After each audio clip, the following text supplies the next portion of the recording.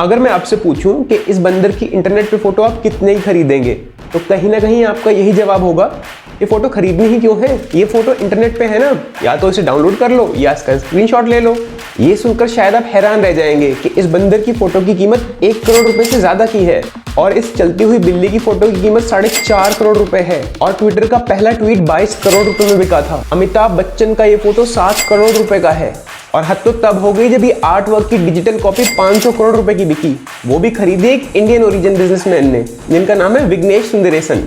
ये सब सुनने के बाद आप जरूर ये बोलेंगे, क्या कर रहे हैं यार, तू मजाक है क्या? हेलो गाइज, मेरा नाम है अनुभव और मैं हर वीडियो में आपके लिए लाता हूँ बहुत ही क्रेजी और इन्फॉर्मेटिव कंटेंट। तो इस वीडियो को आखिर तक देखें और ये चैनल सब्सक्राइब करें। ये सब हो रहा है NFT से, ये बैंक वाला NEFT नहीं है, ये है NFT। The latest trend that's sweeping the internet. What exactly is an NFT? So-called NFT.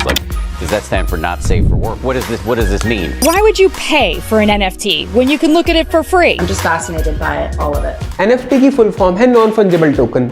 Non fungible मतलब नॉन रिप्लेसेबल, एक ऐसी चीज जिसे रिप्लेस नहीं किया जा सकता, जो कि पूरी दुनिया में एक ही है। जैसे कि धोनी ने जिस बैट से 2011 का वर्ल्ड कप जिताया था वो 1 करोड़ में ऑक्शन हुआ था। मोहम्मद अली के इस फाइट की ग्लव्स 9 करोड़ रुपए में नीलाम हुए थे, या माइकल जैक्सन ने जो थ्रिलर म्यूजिक वीडियो में रेड जैकेट पहनी थी वो 13 करोड़ रुपए में नीलाम हुई थी। ये फेमस मोनालिसा की पेंटिंग है जो कि महान आर्टिस्ट लियोनार्डो दा विंची ने बनाई थी। अब ये पेंटिंग दुनिया में एक ही है, आप इसकी सिमिलर कॉपी बनवाते भी हैं तो भी वो इसकी एग्जैक्ट कॉपी नहीं होगी, क्योंकि कोई ना कोई ब्रश का स्ट्रोक इधर से उधर हो ही जाएगा।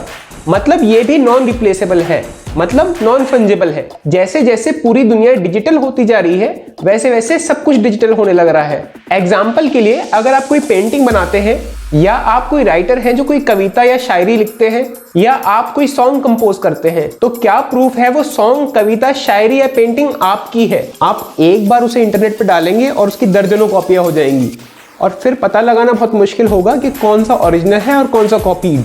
जब इंटरनेट पे कॉपी करना इतना आसान है तो लोग इतने सारे पैसे देकर डिजिटली फोटोज क्यों खरीद रहे हैं? यहाँ कॉन्सेप्ट आता है टोकन का, और टोकन बेस्ड है ब्लॉकचेन पर। ब्लॉकचेन समझने के लिए एक सिनेरियो इमेजिन करते हैं। मैं पास वाली शॉप पर गया और वहाँ से मैंने आइसक्रीम ली। ये आइसक्रीम मुझे 100 रुपये की पड़ी। अब मेरे पास कैश नहीं था तो मैंने कार्ड से पेमेंट किया, और जैसे ही मैंने कार्ड से पेमेंट किया तो मेरे बैंक के पास मैसेज गया कि अनुभव रस्तोगी के अकाउंट से 100 रुपये दीक्षा आइसक्रीम पार्लर के बैंक अकाउंट में जाने हैं। एग्जाम्पल के लिए, जैसे मेरे पास 2000 रुपये थे तो इसमें से 100 रुपये मैंने दे दिए, तो बैंक ने अपडेट कर दिया अपने सिस्टम पर कि मेरे अकाउंट में अभी 1900 रुपये बचे हैं। और बेसिकली यही काम होता है किसी भी बैंक का ट्रांजेक्शन को रिकॉर्ड करना। क्रक्स ऑफ द स्टोरी ये है कि मनी कुछ भी नहीं बल्कि स्क्रीन पर नंबर्स हैं, और कई सदियों से बैंक ये काम बहुत अच्छे से करते हुए आ रहे हैं, 2-4 बार छोड़ दिया जाए तो। PMC बैंक घोटाले की वजह से ग्राहकों के पैसे फंस चुके हैं यार। सर, हमारा हार्ड एंड मनी हमें रिटर्न चाहिए, बस हमें एश्योरेंस चाहिए RBI की तरफ से। हमें सारा का सारा पैसा वापस चाहिए। अब जहर खाने की नौबत आ चुकी है। पब्लिक के पास पैसा होते हुए घर पे खाने के लिए पैसे नहीं है। बात है साल 2008 से 2009 के बीच की। एक अननोन इंसान जिनका नाम है सतोशी नाकामोटो, उन्होंने ये सोचा कि क्या कोई ऐसा तरीका हो सकता है जिससे दो लोगों के बीच में ट्रांजैक्शन हो और कोई बैंक या मिडिलमैन इन्वॉल्व ना हो, और इसी सोच से जन्म हुआ ब्लॉकचेन का। ब्लॉकचेन डेटा की एक डिजिटल एवरग्रोइंग चेन है जिसमें सारी ट्रांजैक्शंस रिकॉर्ड होती हैं और मिलियंस ऑफ कंप्यूटर्स हर एक सिंगल ट्रांजैक्शन को ट्रैक और वेरीफाई करते हैं।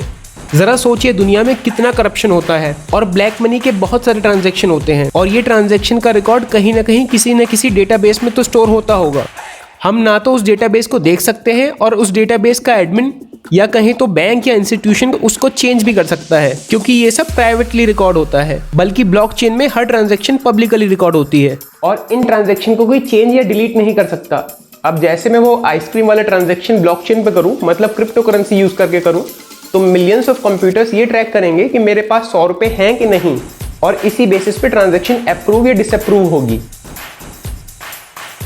अब NFT को समझने के लिए ट्विटर के पहले ट्वीट का एग्जांपल लेते हैं। मार्च 2021 में ट्विटर के फाउंडर जैक डॉर्सी ने अपने पहले ट्वीट का टोकन बनाकर ब्लॉकचेन पर ऑक्शन किया, और एक मलेशिया के बिजनेसमैन ने 22 करोड़ रुपए में ये टोकन खरीद लिया। और क्योंकि ये सारी ट्रांजैक्शन ब्लॉकचेन पे हुई है तो करोड़ों कंप्यूटर्स ने ये वेरीफाई कर दिया कि इस ट्वीट की ओनरशिप अब जैक डॉर्सी से उस मलेशियन इंसान के पास ट्रांसफर हो गई है। क्योंकि इस ट्रांजैक्शन को कभी कोई डिलीट या एडिट नहीं कर सकता, तो ये हुई नॉन फंजिबल, मतलब पूरी दुनिया में ये एक यूनिक टोकन है। और जब कोई चीज यूनिक हो जाती है तो उसकी वैल्यू ऑटोमेटिकली बढ़ जाती है।